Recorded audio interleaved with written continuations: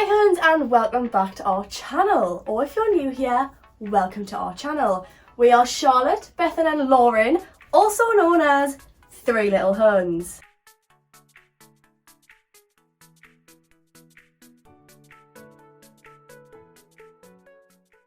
So for a number of weeks, we've been hinting at this very video. This week, we are going to be telling you our scary stories. So you might be looking at our setup and thinking, it's pretty spooky, Halloweeny! Yeah, you might be looking at it and thinking that it's pretty. But last week, we did come out with a statement saying that we don't enjoy Halloween. What's your favourite part of Halloween?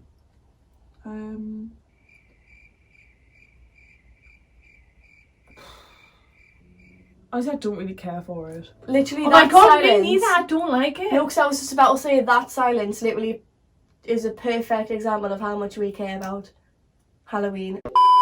We're doing this for you guys. Just for you, all the Huns out there, this is for you! Yeah, so what Charlotte's trying to say is we spent $179 on these decorations just for you guys. So if you dare complain, I'ma tell your mom. I'll tell the first story. Okay. Settle down into your comfy chairs, children. It's about to get spooky. This is a story of when one of the first times I was on my own in the house. Like, it's in Mum's house. So I think I was like 14.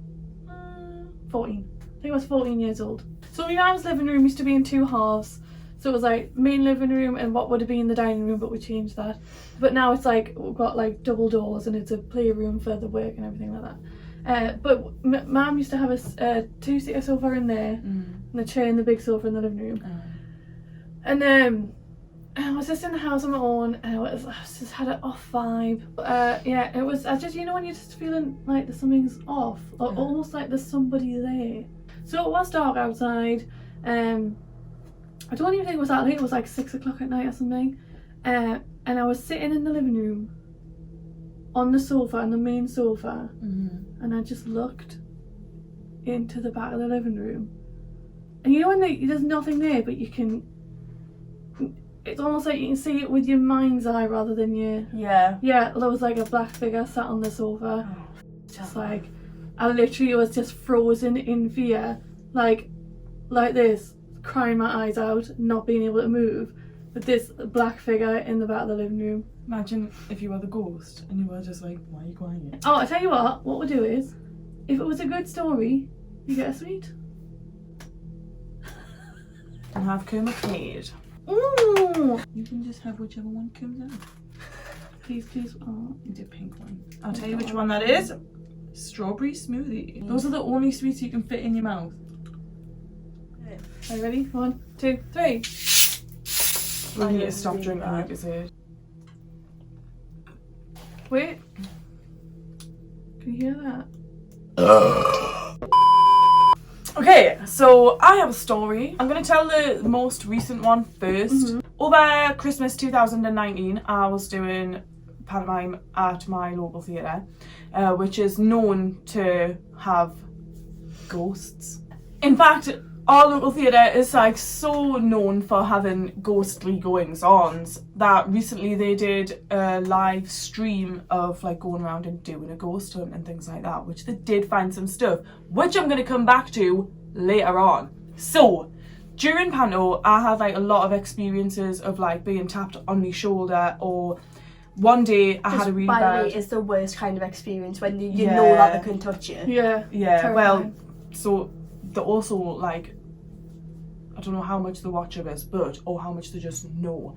But, so I was side of stage and there was nobody in the wing, and my friend Stephen, hi Stephen, was playing the Wicked Queen in Snow White.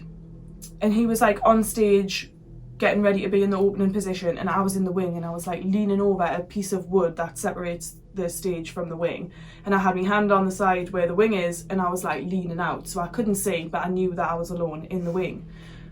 And I had a cut on my finger next to where my nail bed is, where like the skin had just peeled down and it was really, really sore, and it wasn't getting better because it kept snagging on the gloves that I had to wear for my costume. So it was really sore, and I had that hand like towards, like facing away from me, and I couldn't see, and someone tapped us twice right on where my finger was cut, like, and obviously I had my glove on as well, so you couldn't even see it.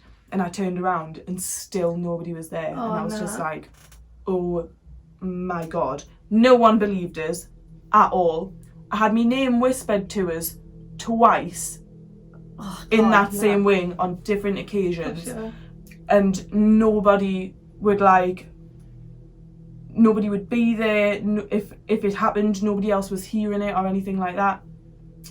And then also, one of the times that I got tapped on my shoulder, there was other people in the wing with us, but my lovely friend Charlie, who is an amazing performer and also an amazing teacher of British Sign Language, so check out BSL Charlie, she was talking to me, and like I got a tap on my shoulder, and I went, Charlie, who's behind us? And she went, oh, like no one, Hopper's behind you, but he's facing the other way.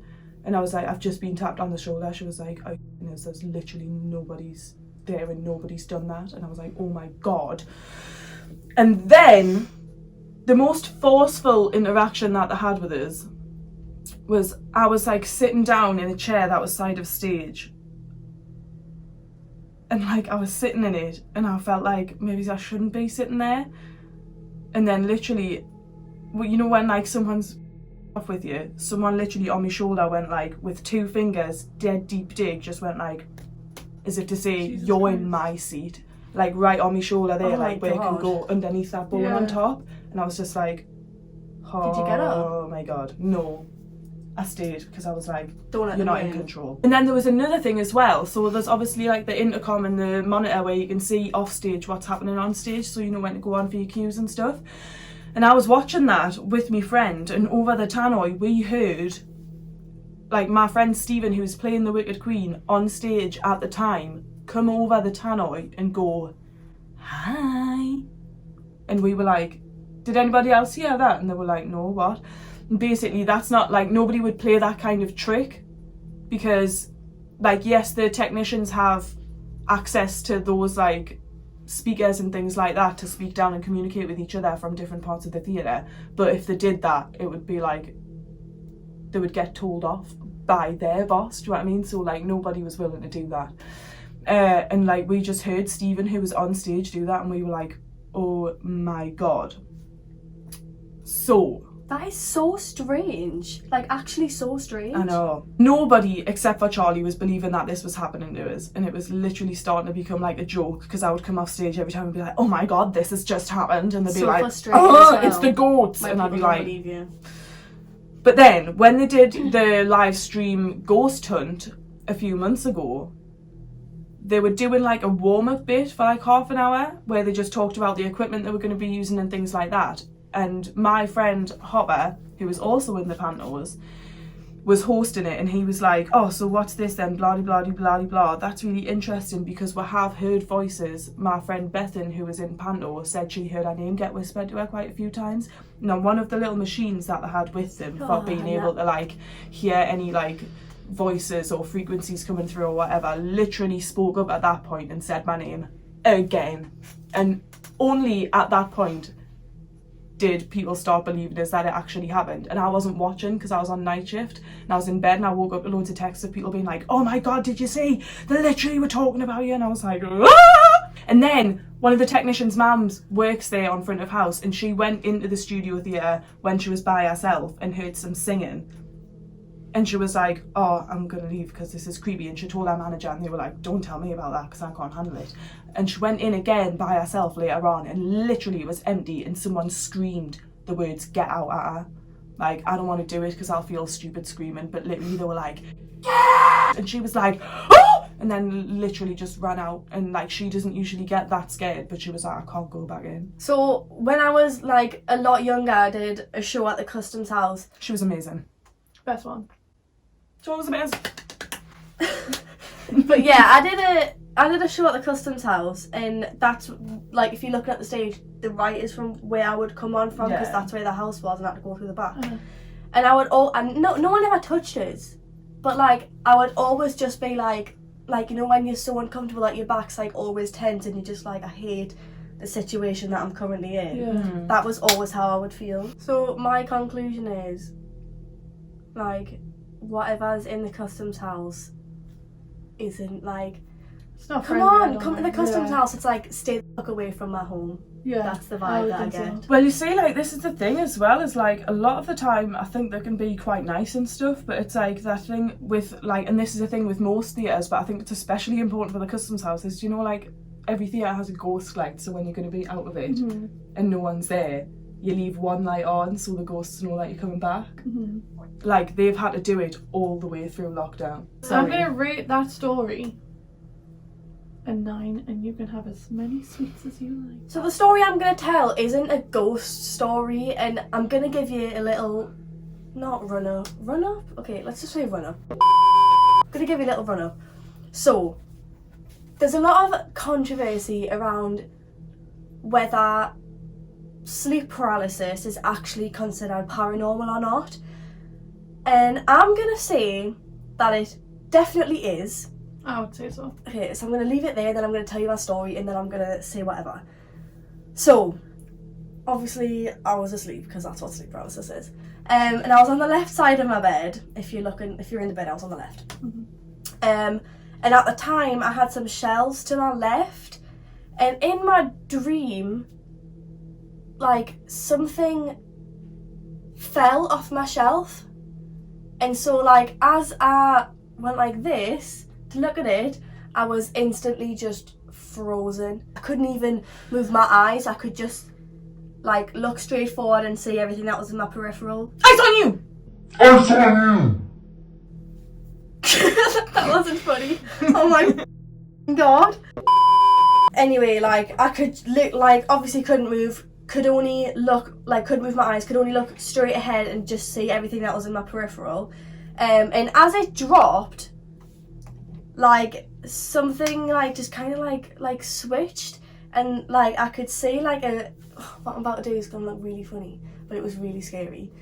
I could see, like, a black figure, but it was filled with, like, staticness on a TV, and it had, like, not smoke, but just, like, a glow around it, but it was not a nice one, and it was just kind of going, like in my peripheral vision, like looking at us like this, but I was obviously just, like, so it was, like, there, and I was literally just, like, what? And I don't believe in God, okay? No.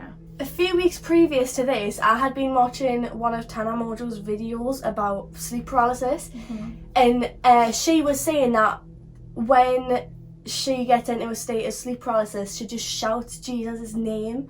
And as I was watching it, I was like, this is like, no way does that bring you out of a sleep paralysis. In my head, like, after I'd been in it for a while, and I was like, right, obviously this needs to stop now.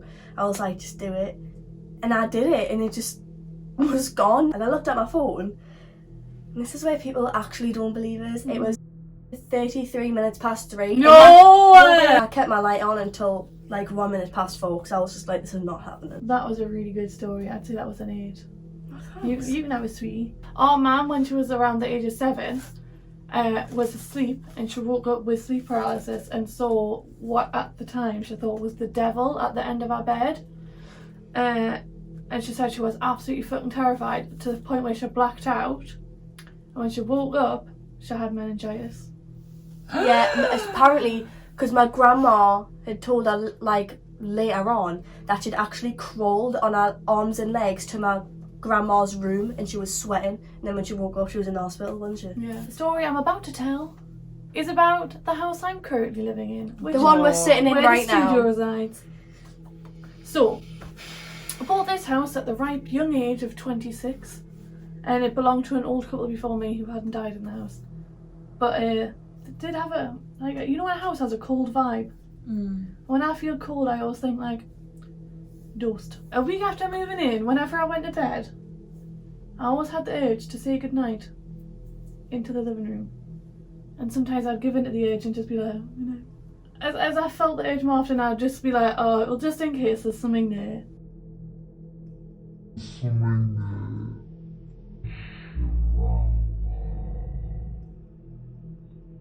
you know, I've just moved in, I don't want to be horrible with. So I would say goodnight, and then I'd go upstairs, and that would be that. But then about a month later, like, random things just started happening. So one thing that happened is, I came in the house, and Okay, so we know there's going to be people who are saying that this is just dust flying past the camera, but actually we don't film in a dusty room and this has never ever happened before.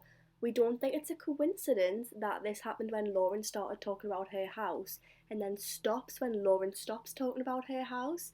Obviously you can make your own judgment, but that is spooky. the hob was lit. I'd been out the house for like, well, since like 7 o'clock in the morning. I hadn't cooked because I always have my breakfast at work. And I came in, the hob was lit. So I turned that off. Like dangerous. And You left the hob on all night. So the second thing that happened was, I came in from work and the kitchen was just covered in water. Like, wasn't flooded, it was just water on all the surfaces.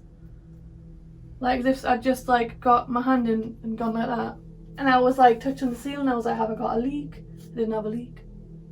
The tap wasn't on, the sink wasn't full, so I had water everywhere. And then a while after that, you're having as well, like, you know, when you're contemplating being like, oh, should I ask it to stop it?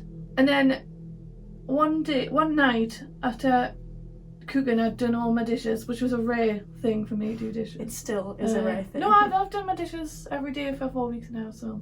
4 weeks. Well, so I'd done my dishes and I stacked everything up on the draining board. And I went and watched TV. And I was about to go upstairs to get something and I heard like a clatter.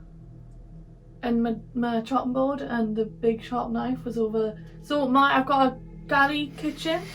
So it's like a galley kitchen and then a bigger bit which you could put like a breakfast bar or a little table in, where I've got my bin and my units and stuff. And the sink is over the end of the galley kitchen. And the chopping board and the sharp knife were over the other end of the kitchen. So after I talked it over with Mum, she was like, well, I think you should just have a word with it. So that night, before I went to bed, I just went, this is my house now and you have to leave. And then I said it again the night after, and then on the third night I said, you have to go home now because I live here now and you're not being nice to us. And it worked!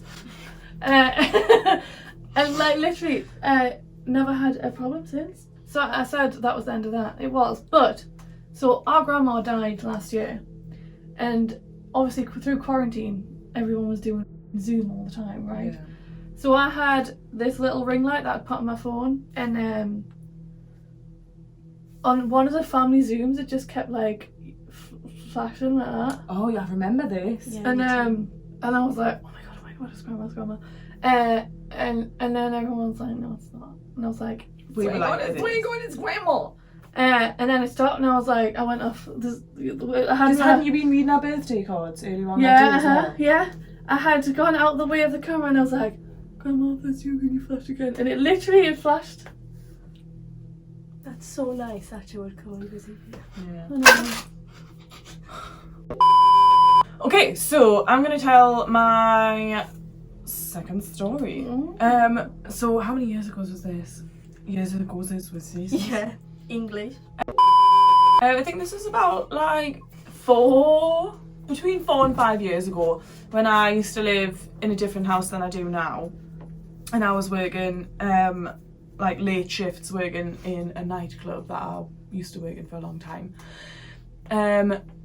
And I came home and it was like 4 o'clock in the morning. My partner at the time was asleep in bed, and I was just like getting home and still wasn't tired, because when you work in a nightclub and it's pure you don't just get home and fall asleep, you like feel buzzing for ages. So I got home and I decided to set myself up in the sitting room with me laptop that I was watching something on, me 2 cats, and I think I had something to eat. And I had the window open because it was a nice night, like it wasn't windy or rainy or anything. Well, yeah, but like it had been a nice night and it was continuing to be nice. sorry. So I was like sitting and I turned the light off because I was like, oh, I'll just sit all cozy with my blanket and watch Community on the laptop. And I was sitting and I was watching, and like the door was like shut, and it was a really hard door to shut because at certain times of the year it would swell. And so like it took us a lot of effort to get it shut, especially quiet with someone being asleep upstairs. So I got it shut and I sat down and I set myself up, and then like about 20 minutes later there was like a thud at the door, and I was like, I'm sorry. and I just sat and thought for a minute, and I paused my thing and I was like, I was like, let's say that was the wind. And then I looked at the window, and are the Venetian blinds that go up and down? I think so. They're vertical blinds. Okay, the vertical blinds were literally just stood still like this, like there was no wind or anything. And I was like, but it was still the wind. And then I was like sitting and I started watching the thing again, and then I heard very clearly 3 different notes sang in my ear. Oh, Like right here. that's scary. And I was just like, oh my god. And then I was like, I'm going upstairs now. So I like stood up and I went over to turn the light on, and it had only been a matter of minutes since the thud at the door, and I turned the light on, and literally me 2 cats were still just sat staring at the door, which I didn't realise they'd already been doing because the light was off, and they're both black cats. And like I turned the light on and they were both just still like stood staring at the door like this, like, and I was like, oh my god, cats now. And I looked at the door, and the door was only half in the frame. So like where I'd shut it properly, the little bit that comes in and out to stop the door from being able to open of its own accord was now on the outside of the wooden door frame. And I was like, Skis tip. oh my god, that was the bang. So I like shut the window, and I got my laptop and stuff, and I just cleared it all upstairs, and I was like, come on boys, get out. And then like I left the sitting room and I shut the door behind us, and I went upstairs into my bedroom, shut the door behind us, put my laptop down on the floor, turned around, the door, done the same thing again. And I was just so terrified. So this was on a different day, but in the same room of the same house I was sitting, and my partner at the time was sitting with us, and there was like a black thing in the air, like a fly or something, like keep getting in my face, and eventually I caught it because I'm quite good at catching flies. And then I opened my hand and there was no fly, but there was just a line of black ink over my finger that I would not wash off my finger for like 3 days. On the staircase of that house one day I got home, and I'm pretty sure it wasn't like late at night or anything, but it was at the end of whatever work day I'd been doing. And I came home and I was like really stressed out and stuff, and the light on the landing was just flickering, and I was like so annoyed, and I literally just went, just stop it and leave us alone. I've had a bad day and I want to go in my bedroom and I want to just sit down and watch the telly, and I don't want this. Leave me to do my thing and I'll leave you to do your thing, but just please leave us alone. And the light just stopped. And I was like, That's so cool. holy crap. So my friend Zara, I can't remember the exact details of this story. Like I remember the details. I don't remember what part happened to which person. But basically, her mum, it was either her dad or her brother, died. So after the funeral, Zara's mum had just gone home, and she had a knock at the door, and she opened the door, and it was the person who died. Like I said, I can't remember if it was her dad or her brother. And she opened it and she was like, what the fuck are you doing here? We've just buried you. And he was like, so-and-so's locked out, they need the spare key. Oh my god, you've told us this before. And It's then crazy. they disappeared, and then literal seconds later she got a phone call saying, oh, I'm locked out, can I use the spare key? You've told me that as well, but I just wanted to hear the rest of it again. Isn't that crazy? That is crazy. So crazy. So as Lauren said, we lost our grandma last year, and have I told this story? No, I definitely haven't. Yeah, so when my grandma was dying, I was actually in 6th form at the time, and I was doing a presentation, and I was sitting at the chair and the board was there, and I was reading off the board, and halfway through a sentence I had this like massive urge to just look at the clock because I knew that I needed to, but I didn't know for what reason, because I learned ages ago that if you just don't look at the clock, time passes quicker. So I never used to look at the clock. And I looked at the clock and it was like 24 minutes past 2, and I was like, didn't think anything of it, obviously, and just carried on with my presentation.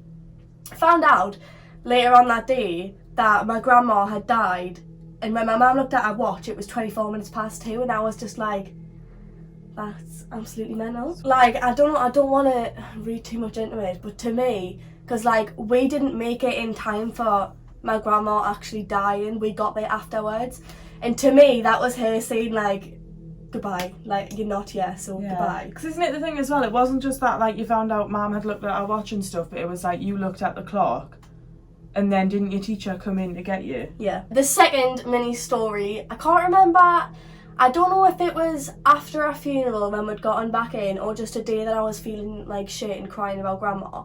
But I remember going in, turning on my TV, putting Netflix on. You know when you open Netflix and it comes up with the profiles and you have to click on your profile for it to open up? Yeah.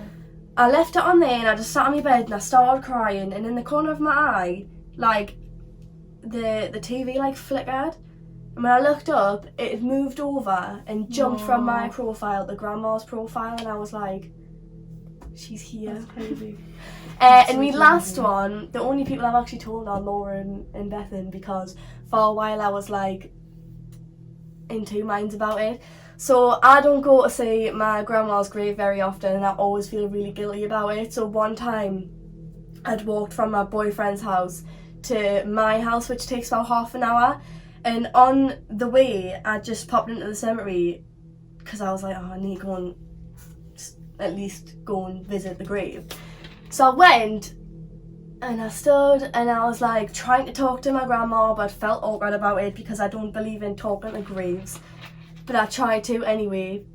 And then I like obviously was crying. And it got to the point where I was like, couldn't breathe crying because I was just like, oh my God. And then I calmed myself down and I turned around to walk back home, and I saw my grandma with the two dogs that she had. No, don't, because it's so sad because both of those dogs are dead as well. So it's like they've all joined back again. Wait, I've still got more to say, man. Anyway, so I saw my grandma with, she used to have two Labradors, and they've both died now as well. So she was walking the dogs, and she had on her, you know, the turquoise, not raincoat. Oh my God! Sorry, I was just about to ask you what grandma looks like when you see her, because when I see her, she's wearing that coat. She's got like her hair's all like, and it's just being done. Yeah, with the dogs. Yeah, and she was walking the dogs, and like I'm still kind of in two minds about it, because I'm like, did I see her because she was there, or did I see her because I wanted some sort of comfort after I'd been crying about grandma? Do you see her walking the dogs in the cemetery? Yeah. That's where I see her. Really quickly, I would just like to say, my grandma lived really, really close to the cemetery. So she always used to walk the dogs through the little park that there was between her house and the cemetery, and then into the cemetery and then back. So it's not just that like, oh, my grandma's buried in the cemetery, so she must be walking her dogs there. Like, she lives right next to it, and she used to go to the cemetery a lot because it's really nice, actually. Oh. Right, I'm going to end with two short stories. When my friend was 21, she passed away from sepsis, and that was the first death I'd really dealt with, and I was awful. Like, you know when something just like affects you to the point where like your whole life is over?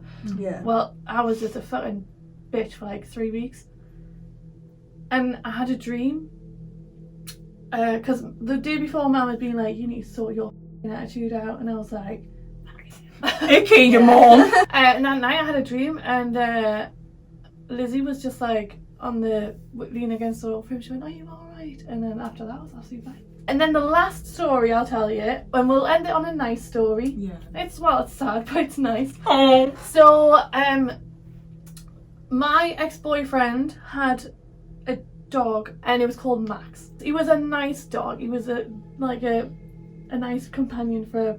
Stop looking at it. I know you're looking at it. It's just because this is pinned, Yeah, me too. and now it's like elastic hanging off your face, so I'm just going to do this so it doesn't look like a red snot. It was a really nice dog, but it was an old dog. And I remember we'd gone for a barbecue, and then we got a call off his mum, off my boyfriend at the time's mum, saying like, oh, the dog's not well and blah blah blah blah blah. When we got home on the night time, which was only about like 11 o'clock, and the dog was like literally lying on the floor like,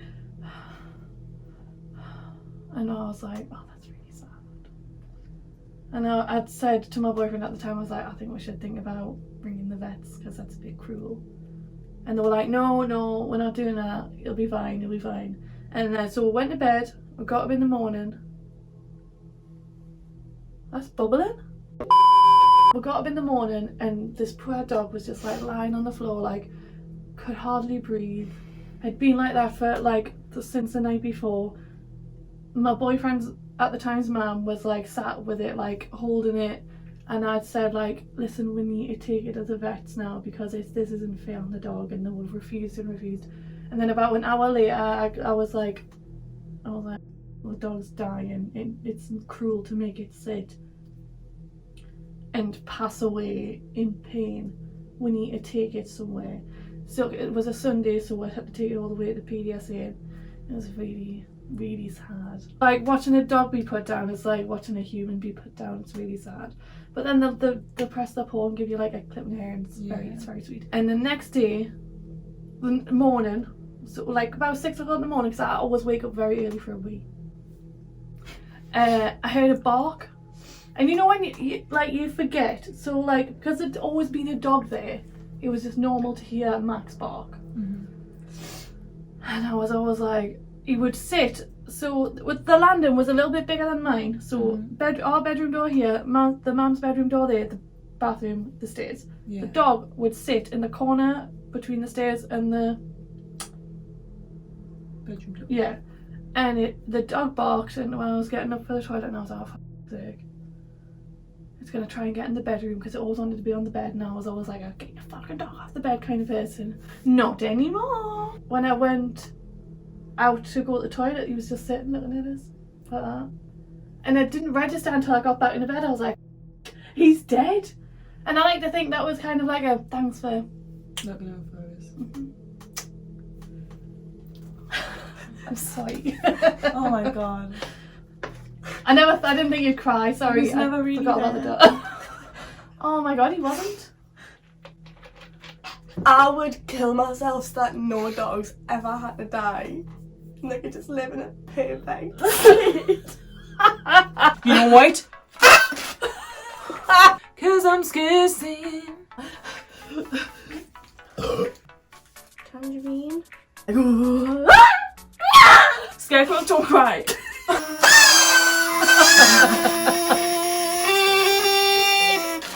Halloween.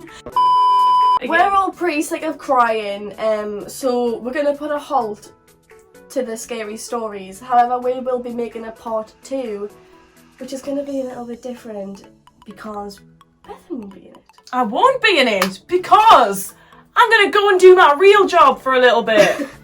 I have very, very fortunately managed to book some acting work, which is my job that I love, but it does mean that I have to self-isolate from now until mid-November. So you won't be seeing me, but you will be seeing some top quality content from these two little Huns right here. So don't even worry about it. And I'm gonna film some stuff to release once I'm allowed out of hiding. Don't worry. One eyelash for the outro. So yeah, that is half of the ghost stories that were planned to tell you. Not all of them in general.